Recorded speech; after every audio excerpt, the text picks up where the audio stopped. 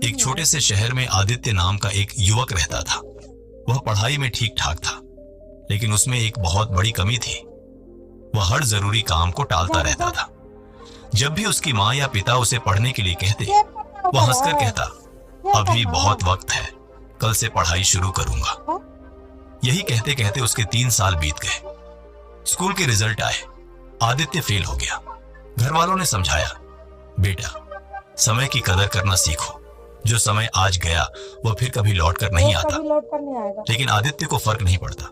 वह शहर गया पढ़ाई करने, लेकिन उसकी आदतें नहीं बदली।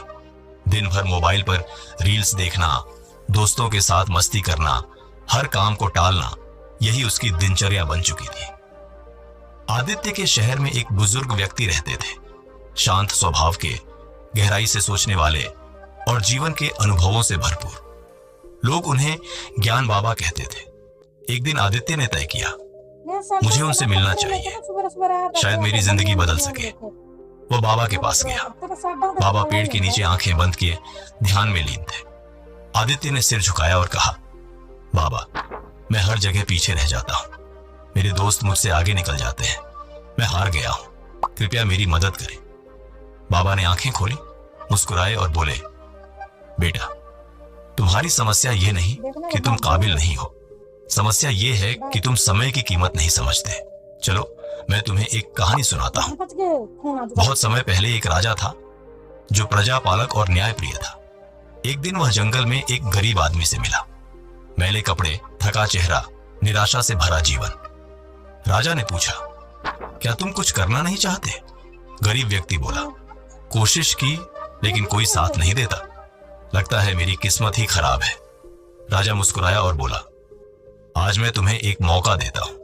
आज सूर्यास्त से पहले अगर तुम मेरे महल में आ जाओ और जितना सोना ले जा सको वह सब तुम्हारा होगा। वह आदमी बहुत खुश हुआ, दौड़ता हुआ घर गया, पत्नी को बताया। वह भी खुश हो गई और बोली, जल्दी जाओ कहीं देर न हो जाए। पर वह आदमी बोला, पहले कुछ खा लूं, बहुत भूख लगी है, फिर चला जाऊंगा। पत्नी ने झटपट खाना बनाया। वह धीरे धीरे खाने लगा, फिर उसे नींद आने लगी। उसने सोचा, थोड़ी देर सो लूं फिर जाऊंगा। वह सो गया। 2 घंटे बीत गए। उठकर भागा, पर गर्मी बहुत थी। उसने एक पेड़ के नीचे विश्राम किया और फिर सो गया। 4 घंटे और निकल गए। अब जब वह उठा तो सूरज डूबने वाला था।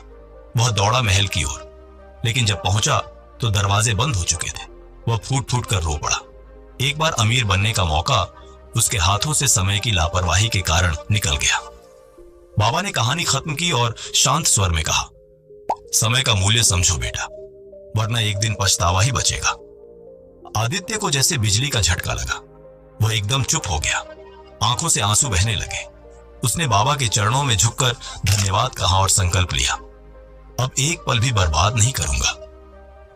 उस दिन के बाद आदित्य की जिंदगी बदल गई। उसने रील्स देखना बंद कर दिया, काम टालना छोड़ दिया और एक टाइम टेबल बनाया। सुबह 5 बजे उठता, 4 से 5 घंटे पढ़ाई करता, रात में रिवीजन करता। दोस्तों की बजाय किताबें उसकी दोस्त बन गई। कुछ ही महीनों में उसका आत्मविश्वास बढ़ा, पढ़ाई में निखार आया और वही आदित्य जो सबसे पीछे था अब क्लास का टॉपर बन गया।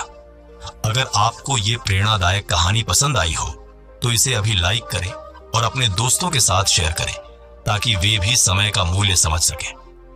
और अगर आप ऐसी ही जिंदगी बदलने वाली कहानियां और रियल मोटिवेशन रोज सुनना चाहते हैं तो अभी हमारे चैनल को सब्सक्राइब करें और बेल आइकॉन जरूर दबाएं ताकि हमारी अगली कहानी आप तक सबसे पहले पहुंचे।